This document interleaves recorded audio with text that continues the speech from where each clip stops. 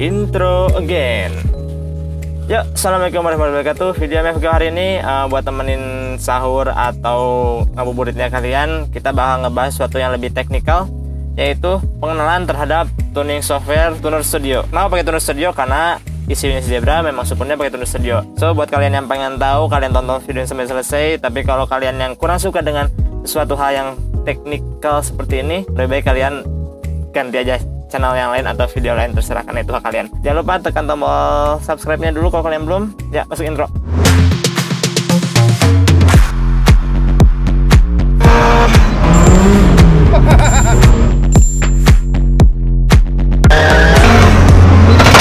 Apa itu Tuner Studio? Tuner Studio itu adalah salah satu tuning software dari berbagai macam tuning software atau interface untuk tuning software engine. Masing-masing ECU punya tuning software tersendiri, kayak contoh Motek, kemudian Haltech pakai ESP, kemudian Link juga, kemudian Dastek. Nah, Dastek sih dia closed system, jadi aku juga belum pernah lihat software tuning seperti apa.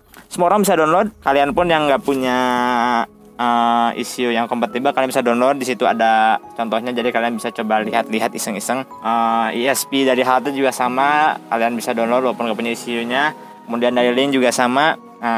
Jadi sebenarnya kalau kalian memang pengen tahu atau penasaran apa sih programmable issue itu, seperti apa sih interface-nya atau tampilannya kayak gimana, apakah memusingkan seperti kalian menonton film Matrix atau enggak, itu tergantung dari interface-nya. Tapi semakin kesini interface-nya semakin enak untuk dilihat dan mudah dipahami gitu.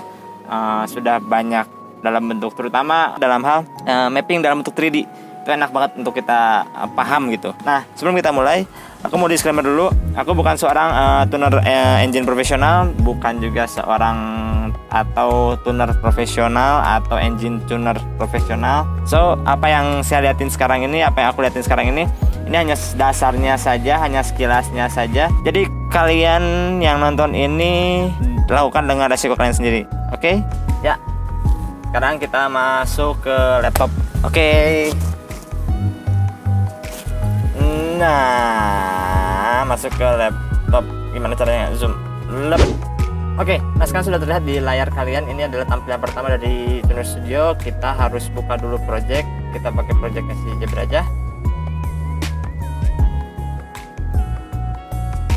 Nah, setelah dibuka tampilannya seperti ini. Ini adalah tampilan dasarnya. Kalian bisa lihat sini ada engine speed dan lain-lain. Nah, ini ada not connected karena memang mesinnya nggak dinyalain, jadi nggak connect ECU-nya. Tapi kita bisa adjust secara offline, nanti kalau sudah online mereka update sendiri. Oke, kita mulai dari di sini. Kita masuk ke setting. Ini ada engine constant. Engine constant ini adalah dimana kita bisa menginput berapa cc mesin kita. Contoh engine displacement kita di sini si Zebra ini pakai 1300, tapi sebenarnya itu dia tuh hanya 1295. Silindernya ada berapa? Ada 4. Kemudian injektor flow-nya 271. Kenapa 271? Karena sudah di-upgrade injektornya sehingga debitnya itu 271. Sebenarnya aslinya itu hanya sekitar 170 kalau nggak salah ya. Lupa. Oke, yang selanjutnya ada air fuel ratio. Ini adalah perbandingan antara udara dan bensin. Kalau kalian pakai pump gas atau bensin yang biasa berada di pasaran, pasti air fuel ratio-nya itu adalah stoiknya, itu adalah idealnya itu adalah 14,7. Injektor karakteristik ini adalah sebenarnya injektor bensin itu atau fuel injector itu dia tidak langsung ngebuka pada saat si ECU ngasih yuk buka injektornya, enggak, tapi dia ada delay dulu sepersekian milisecond untuk membuka. Nah, disinilah kita bisa atur karakter injektor yang kita pakai itu seperti apa, karena setiap merek, setiap jenis injektor itu beda karakternya. Jadi kalau kalian beli injektor aftermarket, kalian pasti dapat datasheetnya dalam berupa tabel gitu. Jadi si injektornya itu seperti gimana gitu. Dalam voltase sekian itu dia ngebukanya itu berapa milisecond. Nanti kalian convert sendiri dalam bentuk persen. Oke, selanjutnya di sini ada trigger setup. Ini yang paling penting. Jadi trigger setup itu adalah salah satu input yang paling penting untuk ECU, yang dimana dia itu baca posisi crankcase. Kalau nggak posisi crankcase, posisi piston. Jadi dia bisa baca RPM. Kalau nggak ada trigger sensornya atau cam sensor atau crank position sensor, nggak akan bisa baca ECU-nya. Nggak bisa baca RPM. Itu. Nah, di sini banyak pilihannya. Ada mixing tooth kayak BMW, M50, M50 pakai mixing tooth. Basic distributor itu kayak D series, Honda. kemudian ada dual wheel, ada GM, ada 4G63, Miata, GM lagi, ada Jeep, ada Audi, ada Miata lagi, ada Nissan, ada Subaru, dan ada Daihatsu. Di kasus sana akhirnya mereka dibuatin, jadi akhirnya ada pilihan Daihatsu. Trigger angle ini adalah offset untuk ngesinkronin ignition. Contoh, ignition nolnya di ECU itu sama dengan ignition nol juga di puli. Kalau kalian lihat pakai timing lihat kan ada garisnya tuh, di pulinya 0, di ECU-nya juga 0. Nah ini adalah offsetnya, jadi harus disinkronin supaya di ECU-nya 0, di pulinya juga, di mesinnya juga 0. Nah, kemudian ada intake airtime density. Intake airtime density ini adalah dia untuk mengkoreksi kalau udara yang masuk dalam mesinnya panas, dia otomatis ngurangin bahan bakar. Nah, kita masuk dalam bagian tuning. Pertama ada acceleration enrichment. Apa tuh acceleration enrichment? Kalau di mobil karburator itu kayak apa ya namanya? Pokoknya kalau kalian di mobil karburator, kalau kalian gas itu suka ada yang muncrat, bukan main jet, akselerator jet itu ya. Pokoknya itulah. Jadi kalau kalian gas karburator tuh ada keluar gitu, muncrat. Nah, juga sama sistemnya acceleration enrichment itu. Dia ngasih bahan bakar ekstra pada saat kita ngasih throttle sekaligus. Contoh, kita lagi idle, kemudian kita gaspol, kita ngebuka gas sekaligus, udara yang masuk pun sekaligus. Nah, untuk mengakomodir itu, kita kasih bensin yang kita kasih ekstra bensin juga. Nah, kita aturnya di tabel ini begitu. Ini masih 255 karena lagi saya matiin, soalnya si Zebra juga kemarin itu baru dioprek lagi injector voltage correction-nya karena ada beberapa aneh gitu, kayak nyalain lampu, air flow ratio-nya berubah. Jadi kemarin dirubah lagi. So, VA table-nya juga berubah. Jadi ini harus di-tune ulang. Ya, nanti video selanjutnya kita mungkin tune ulang ini. Balik lagi ke acceleration enrichment. Ini ada setupnya. Ya, aku matiin dulu alasannya tadi. Kemudian ada AFR/O2. AFR ini adalah air flow ratio alias oxygen sensor. Ada dua jenis oxygen sensor. Pertama narrowband, kemudian wideband. Narrowband itu yang biasa dipakai di mobil-mobil standar kayak mobil-mobil NA standar, dan kabelnya 3 rata-rata. Narrowband itu dia bisa baca lean atau reach, tapi hanya lean atau reach. Dia tidak bisa memberikan angka seberapa lean-nya, seberapa reach-nya. Kemudian kalau wideband, dia bisa baca lean dan reach, dan dia ngasih angkanya. Lean-nya 15, sekian, reach-nya sekian, 13, sekian. Jadi kita tahu bahwa posisi pastinya itu ada di berapa, lean dan reach-nya itu. Jadi kita tahu berapa rasio antara udara dan bensin yang masuk dalam mesin dalam angka yang pasti. Begitu. Tapi kalau salah kalian tulis di komentar ya. Koreksi. Kita di sini sama-sama belajar karena saya pun ya tadi udah sebutin, saya bukan tuner profesional. Di sini juga ada correction. Correction itu adalah untuk koreksi. Oke, jadi correction ini adalah kita punya AFR target, kita punya VA table. Pada saat kita tuning, kita ngejar, misalkan contoh target kita itu adalah 14,7 supaya irit. Tapi ternyata pada saat dipakai sudah beres tuning, kadang temperatur berubah dan lain-lain berubah, ngegeser. Nah, akhirnya di correction inilah kita bisa. Jadi dia tuh ngatur sendiri. Oh ini ternyata reach, terlalu reach ya, maka dia dikurangin bensinnya. Oh ini terlalu lean, maka dia dikurangin bensinnya. Jadi dia berusaha untuk ngejar target yang sudah kita tentukan sebelumnya. Kita matiin dulu karena memang lagi tuning VA table belum selesai, jadinya matiin dulu. Oke, selanjutnya ada limiter. Limiter ini adalah ya limiter gitu. Limiter ini adalah ya limiter ya. Ya limiter lah pokoknya. Di sini kalian bisa lihat ada soft left limit, ada soft limit absolute timing, ada soft limit max time, ada hard left limit. Oke, pertama soft left limit. Soft left limit ini adalah sebelum memasuki hard left. Di mobil ini aku set 6900, jadi pada saat 6900 timing sama dia dimundurin ke 5 derajat. Apabila masih naik dan sudah melebihi 1 detik, dia bakal masuk ke hard left. Hard left ini dia yang kasarnya, dia matiin. Kalau sekarang dia bisa matiin bensin atau bisa matiin ignition atau bisa matiin dua-duanya. Jadi kalau nggak ada bensin ya RPM nggak bisa naik lagi. Begitu pula tidak ada ignition, RPM nggak bisa naik lagi. Dan kalau nggak ada dua-duanya sudah pasti. Gitu. Kayak mobil besar dang itu mereka dua-duanya di-cut, ignition di-cut, bensin juga di-cut. Dan ada boost cut. Ada boost cut. Boost cut ini adalah kalau boostnya lebih dari 190 kPa, which is 0,9 bar, dia bakal matiin pengapian. Jadi RPM nggak bisa naik lagi. Sama kayak ref limit. Cuman dia untuk safety, takutnya kita melebihi boost maksimal dari yang kita inginkan gitu. Lanjut, ada flex fuel. Nah, flex fuel ini saya juga sebenarnya belum pernah pakai. Cuman kalau garis besarnya flex fuel ini adalah kita harus pasang sensor lagi yang dimana dia bisa baca kadar etanol dalam bahan bakar kita. Contoh, kita pakai di tangki kita tuh masih ada 1/4 lagi fuel pump gas atau bensin Pertamina. Terus kita beli VP atau F C85 atau E85 atau etanol 85. Nah, nanti dia bisa baca kadar etanolnya. Kenapa ini ada? Jadi kalau di luar itu, kalau di US terutama, ada beberapa negara yang memang mereka pom bensin pun sudah menjual E85, yaitu bahan bakar etanol kadarnya 85% berbasis alkohol, yang dimana dia itu hasil olahan dari jagung atau tebu atau sayuran. Saya juga belum tahu persis seperti apa, tapi kurang lebih seperti itu, dan mereka dijual bebas. Itu bahan bakar bukan bahan bakar fosil, harganya lebih murah, performanya lebih bagus, dan kalau kalian cium itu wangi knalpotnya emang wangi gitu. Nah, di Indonesia ini belum ada. Di Indonesia ini masih banyak bahan bakar fosil. Jadi sayang sekali, semoga kedepannya bisa ada E85 ya, lebih irit. Cuman kalau ada juga kekurangan E85. Dia memerlukan jumlah yang lebih banyak. Jadi alias dia lebih boros gitu loh. Contoh kita untuk nyalain kompor cuman kalau pakai bensin cuman setengah liter, kalau pakai etanol E85 harus 1 liter, contoh kasarnya seperti itu. Kedua, dia bisa bikin korosi di fuel system kita karena dia basicnya itu alkohol gitu. Oke, di sini bisa lihat ada flex fuel adjustment. Jadi kalau etanolnya sekian persen, kita nambah bensin, kita nambah debitnya sekian persen juga yang tadi aku sebutin karena dia lebih boros. Kedua, di sini ada flex timing advance. Kalau etanol sekian persen, kita bisa nambahin advance timing. Nah, inilah kelebihan dari etanol. Dia tahan dengan detonasi, dia tahan dengan knocking. Dan di sini ada flex boost adjustment juga. Kita bisa naikin boost karena dia lebih tahan detonasi. Itu alasannya.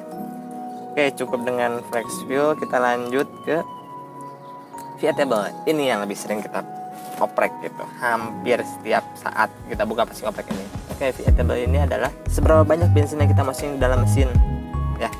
V8 ini satuan VE, volumetric efficiency. Jadi ini adalah volumetric efficiency. Di bawah kita bisa lihat ada RPM. Kemudian di sini ada fuel load atau KPA. Ini adalah vakum atau ya vakum mesin. Jadi kalau kalian ada lihat vakum meter atau boost meter ya inilah gitu. Jadi kalau di bawah 96 itu dia vakum. Kalau di atas 96 dia masuk boost. Jadi kalau mesin kalian NA hanya sampai sini aja mentok, tahan bisa sampai sini. Tapi kalau boost ya bisa sampai sini, naik ke atas gitu. Bawah gitu. Nah, idle-nya di sini. Nah, kurang lebih seperti itu. Semakin tinggi nilainya, semakin banyak bensin yang kita masukin. Nah, ini kalian bisa lihat sini masih acak-acakan karena kemarin kita baru injektor karakteristiknya baru kita oprek lagi supaya lebih efisien, supaya lebih maksimal. Jadi V8 harus di remap lagi, harus tune lagi. Nanti kita mungkin video selanjutnya kita bakal tune ini ya, tune jalan aja. Dynama, belum ya. Doain ya makanya semoga ada rezekinya buat Dyno ya Allah. Oke, lanjut kita ke ignition table. Ignition table ini adalah pengapian kalau kata orang Indonesia. Jadi pada saat berapa derajat busi mati gitu. Nah, untuk si mobil ini saya juga agak sedikit bingung. Dia mintanya memang advance. Kalian bisa lihat idle-nya aja di sini dia minta 25-26 pada saat idle-nya. Kemudian pada saat masuk boost 0,5 bar dia masih bertahan di 30 sampai 27. Ini sebenarnya masih bisa dinaikin lagi, tidak ada knocking, cuman takut ya. Dan saya juga nggak tahu kenapa, mungkin karakter mesinnya atau ada yang salah dengan mesinnya. Jadi kalian tolong kalau ada yang tahu mungkin bisa kasih saran, kalian komen ya di bawah ya. Ya ini ignition table juga salah satu yang terpenting. Kemudian ada AFR table. Ini adalah air fuel ratio. Ini adalah target air fuel ratio kita. Jadi contoh, ini bagian idling. Pada saat idling aku mintanya 14,5. Dia memang sedikit lebih rich daripada yang diharuskan. Pada saat cruising 14,7. Ini dia. Pada saat wide open throttle minta 13,5, sedikit rich. Kemudian pada saat masuk boost 13. Pada saat 0,5 ke atas boostnya 0,5, 0,6 dia masuk di 12 AFR. Kemudian kalau sampai 2 bar kalau sampai 1 bar dia lari ke 11,5. Kenapa makin kecil angkanya kok makin kecil angkanya? Karena semakin kecil angkanya semakin sedikit udara yang semakin banyak bensin daripada udara. Paham nggak? Jadi 11 ini adalah udara. Mereka makin banyak udaranya. Nah, selanjutnya saat ini satuannya memang dalam masih satuan EFR. Sebenarnya kalau kalian udah pakai flex fuel atau pakai etanol itu lebih enak dalam satuan lambda, karena mau apapun jenis bahan bakar kalian, stoiknya itu tetap satu. Jadi kalau kurang dari satu berarti rich, di atas satu berarti lean. That's all. Tapi kalau EFR ya gini, 14,7. Kalau kalian ganti bahan bakar ya berubah juga stoiknya gitu. Jadi kenapa saat ini masih pakai EFR? Karena belum ada pikiran untuk pakai bahan bakar berbasis alkohol. Selanjutnya ini ada skenario fuel table. Jadi mapping untuk bensin yang kedua belum pakai. Ini ada spark setting. Di sini ada ignition load source, ada map dan TPS. Jadi kalau kalian pakai individual throttle body, rata-rata mereka setupnya ke TPS. Kemudian spark output mode-nya ada west spark. Kenapa west spark? Karena coilnya itu 1 dan 4 satu coil, 2 dan 3 satu coil. Jadi masih ada berbarengan. Kalau pakai sequential, kalian bisa lihat kan mobil baru itu masing-masing silinder ada coilnya. Itu bisa pakai sequential. Sebenarnya itu hanya untuk keefisiensian aja. Menurut saya. Tolong dikoreksi lagi. Selanjutnya ada spark table. Tadi kita sudah masuk spark table. Ada dual setting. Dual setting ini adalah seberapa lama kita ngasih waktu untuk si coil charging. Kalau coil juga harus charge, tapi hitungannya per millisecond. Kalian bisa lihat sini. Lanjut, ada juga dual compensation. Ini juga untuk koreksinya. Ada IAT retard. Jadi IAT retard ini adalah kalau kalian bisa lihat sini, kalau temperaturnya lebih dari 80 derajat, dia bakal menurin ignition timing supaya aman, karena semakin panasnya udara semakin tinggi resiko untuk detonasinya. Untuk safety, cold advance. Ini cold advance kalian bisa atur pada saat temperatur sekian kalian mau nambah berapa derajat ignitionnya. Cranking setting. Nah ini juga masih sampai saat ini belum terpecahkan. Si Jaber masih agak sedikit sulit crankingnya, nggak bisa nggak bisa gitu, cuma Jadi gini, cranking ini kayak cuk. Pada saat temperatur dingin kita ngasih bensin lebih banyak. Kenapa? Karena memang itulah yang diminta untuk mesin. Contohnya kalian pagi-pagi kalau pakai karburator harus beberapa kali kan, tapi kalau pakai cuk yang nyalain sekali hidup gitu. Kemudian lanjut ada priming pulse. Priming pulse ini dia pada saat kita on pertama dia ngebuka injektor sekian milidetik untuk ngebuang angin-angin yang ada di fuel system. Lanjut ada warm up enrichment. Ini juga sama kayak cuk, dia pada saat temperatur sekian dia nambah bensin sekian persen supaya mobil bisa maju dan nggak ngok. Kalau misalkan ngok ya kayak karburator baru hidup kita gas ngok gitu kan kalau ini kita bisa nambah bensin ekstra, jadi gas ya normal gitu selayaknya mobil sudah panas.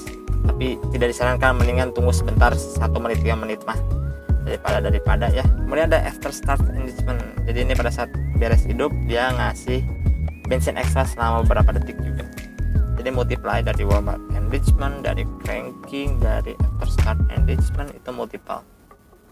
Ada control kita nggak pakai, begitu pada advance. Nah kita mulai masuk ke aksesoris. Nah di sini pertama ada thermofan, sesuatu hal yang simple tapi sangat penting bagi kehidupan nusa dan bangsa, coy. Nah di dalam sini kita bisa atur pada saat berapa derajat electric fan kita nyala dan pada saat berapa derajat electric fan kita mati, atau thresholdnya atau hysterisnya. Contoh, sekarang saat ini di setnya itu di 90 derajat. Jadi fan electric fan bakal nyala ketika temperatur mesin mencapai 90 derajat. Kemudian dia bakal turun kan karena sudah didinginin. Nah ada hysteris atau thresholdnya. Di setnya itu di 5 derajat, otomatis 90 kurang 5 berarti dia mati di 85 derajat begitu. Memang itu logikanya simple tapi ini sangat penting. Selanjutnya ada launch control. Launch control ini adalah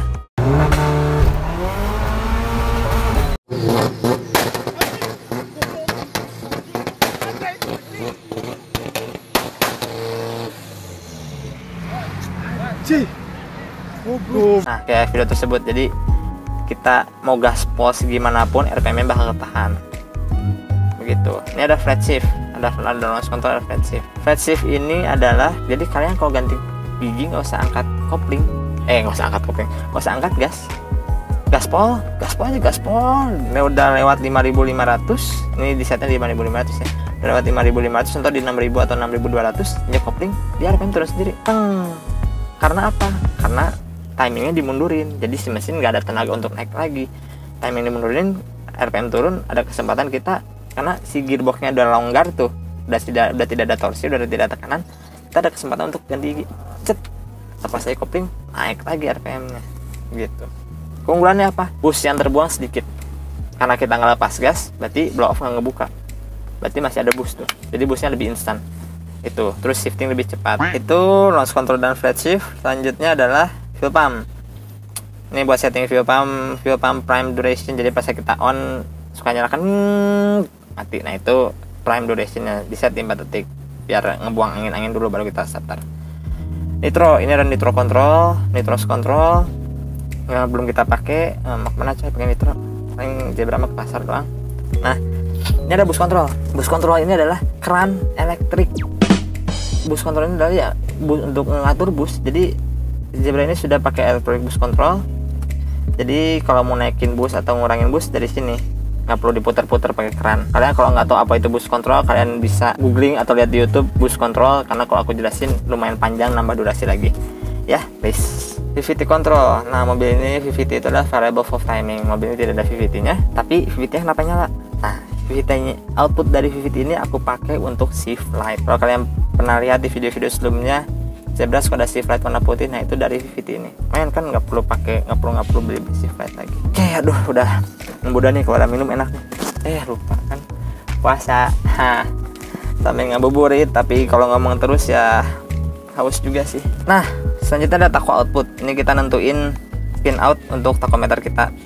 Ini ada CAN bus untuk komunikasi serial, untuk komunikasikan control area network.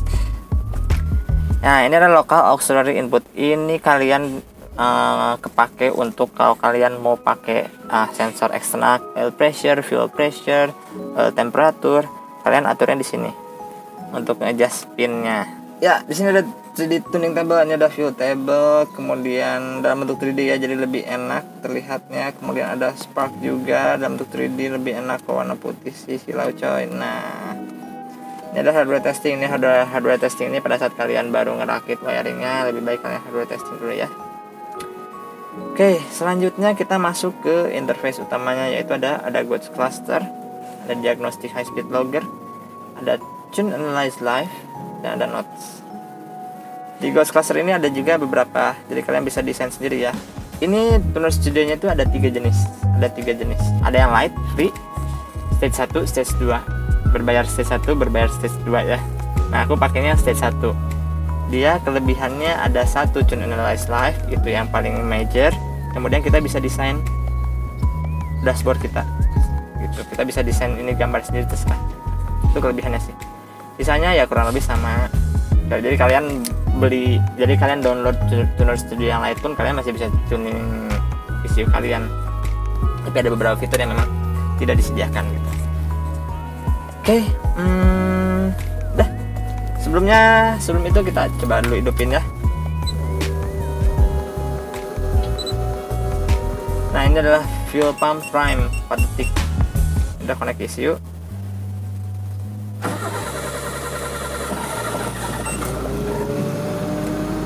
Nah ini udah hidup. Kalian bisa lihat di sini, dari aku jelasin dari sebelah kiri ya. Ini CLT 63 derajat. Ini adalah coolant temp. Ini adalah temperatur air kita, temperatur mesin kita. Intake air temp ini adalah temperatur udara yang masuk dalam mesin. Ini sudah didinginkan oleh intercooler jadi 38 derajat. Kalau lagi maju bisa sampai 24, 23. Tapi kalau lagi digeber-geber bisa sampai 60 atau 80. Ini intake air temp ini, karena udara semakin terkompresi itu semakin panas. Kemudian di tengah sudah jelas ada engine speed, RPM. Di sini ada map, manifold, absolute pressure. Ini adalah tekanan atau vakum mesin. Jadi kalau aku gas masih geser. Duty cycle ini adalah persentase kerjanya injektor. PW ini adalah pulse width dari injektor dalam 1 milisecond. Ini voltase baterai. Ini VA current, ini adalah volumetric efficiency. Jadi dalam satuan volumetrik kita ngasih bensin berapa.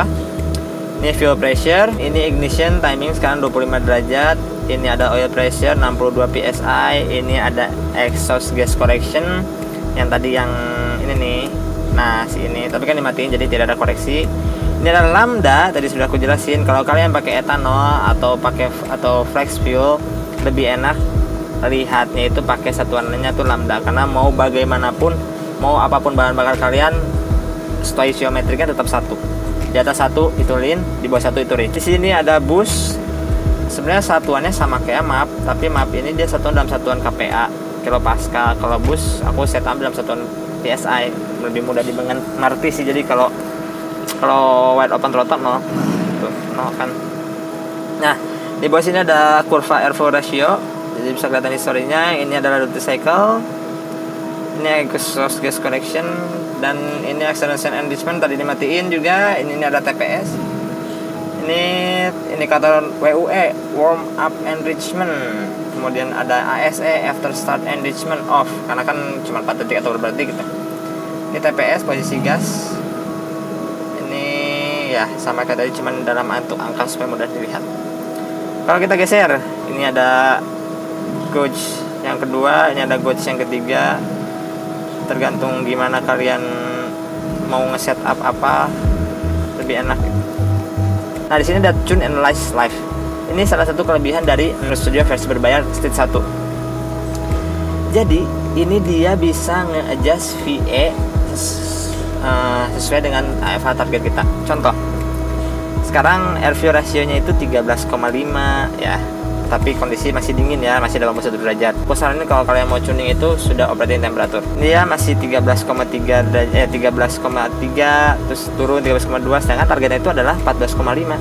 Nah, berarti otomatis harus bensin harus dikurangin dong. Nah, dia ini bisa ngurangi bensin. Contoh, aku kasih contoh ya. Hidupin. Merah tandanya dikurangin. Tuh gas. Nah, ini juga bakal merah tuh, dia ngurangin bensin sendiri gitu.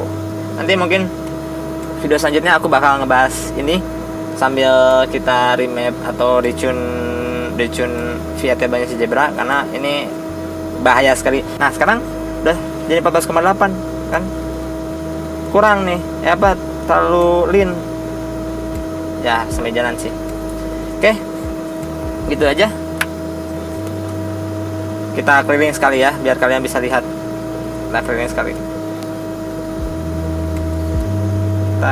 sekali. Oke, nih ini ada titik-titik nih, ada titik-titik. Ini ada posisi kita. Kita keliling sekali ya.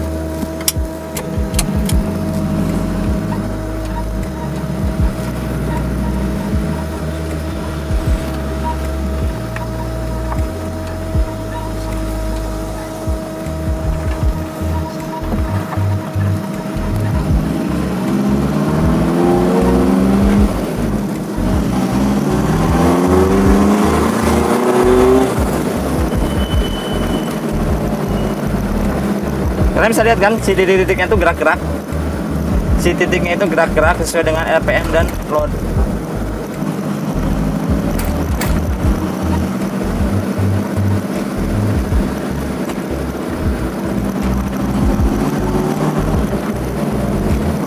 Nah, ini adalah VA table. Ini adalah dimana kita nge-adjust seberapa banyak bensin yang mau kita masukin dalam mesin. Tapi nggak cuman sekedar banyak atau enggak, itu harus ada takarannya juga, karena belum tentu bensin banyak itu powernya gede, belum tentu gitu. Terlalu banyak bensin emang aman, tidak terjadi detonasi gitu, bukan tidak jadi, tingkat detonasi bisa lebih ditekankan, bisa lebih dikurangin gitu. Untuk peluang detonasi itu lebih kecil, cuman power turun, torsi turun itu. Jadi nggak bisa asal reach gitu, semuanya harus balance. Kalian bisa lihat nih, kalau lagi cruising 13,5, sedangkan target itu 14,7 gitu. Naik lagi ya mirip-mirip target. Ini kalau exhaust gas correctionnya udah hidup, pasti di 14,7 gitu. Bukan payah sih, lebih sering di 14,7, jadi lebih aman. Tapi sekarangnya exhaust gas correctionnya masih mati, udah oke. Jadi cruisingnya sudah oke lah. Cuman tetap untuk di high boostnya Haibusnya belum. Aku nggak berani ngegas sih karena kan ini di komplek coy. Mau keluar kan lagi PSBB, nggak pakai masker lagi. Kurang lebih seperti itu. Tuner Studio MS ada banyak banget software tuning itu, tergantung isunya. Kayak contoh kalau Haltech pakai Haltech ESP, ada dua, ada yang pakai G+, ada yang G4X. Terus yang aku punya sekarang dan Tuner Studio. Kayaknya aku matiin dulu deh ya, berisik. Oke, mungkin videonya memang lama ya, sudah setengah jam lebih. Jadi sampai situ aja, hanya untuk introduction dari Tuner Studio. Kalau kalian memang penasaran untuk detailnya seperti apa, kalian bisa search saja di YouTube. Banyak banget literatur atau tutorial tentang atau introduction tentang Tuner Studio. Memang kebanyakan itu rata-rata orang US yang ngebahasnya. Tapi lebih mudah dipahami karena banyak banget istilah-istilah yang kalau di Indonesia kan tuh jadi aneh gitu, jadi aneh didengar, jadi gimana ya? Kayak warm up enrichment, apa coba bahasa Indonesianya? Atau ignition table, bahasa Indonesianya apa? Acceleration enrichment. Nah, kalau kalian ada yang tahu apa bahasa Indonesianya yang proper, yang enak didengar, yang memang nggak kaku gitu ya, kalian kok tulis di komen ya. Aku soalnya sampai sekarang nggak tahu apa itu bahasa Indonesia yang propernya. Sampai sini aja, udah capek ngomong, bibir udah sangat kering. Kalau ada minum sih ya, diminum sih langsung. Tapi kan ya lagi bulan Ramadan, nggak boleh. Ini bikin video sambil ngobrol juga. Jadi kalian nontonnya semoga jadi bermanfaat juga buat kalian. Kalian nambah ilmu, kalian jadi inspirasi juga. Disclaimer lagi, saya bukan tuner profesional, so do with your own risk. Oke? Ya, itulah Tuner Studio. Itu hanya dasar-dasarnya saja. Jadi video kali ini sampai sini aja. Kalau kalian suka, kalian like video ini. Semoga jadi bermanfaat, semoga jadi inspirasi juga buat kalian dan teman-teman. Jadi tolong di-share dan di-like. Kalau kalian mau koreksi atau atau ada yang mau ditanyain, ngasih saran atau apapun itu, kalian tulis di kolom komentar. Kalau kalian belum subscribe ya channelnya ya, dan nyalain loncengnya. Udah, itu aja. Tenggorokan udah kering banget. Udah haus. Sekarang jam berapa nih? Jam 4:30. Sampai jumpa di video selanjutnya. Assalamualaikum warahmatullahi wabarakatuh.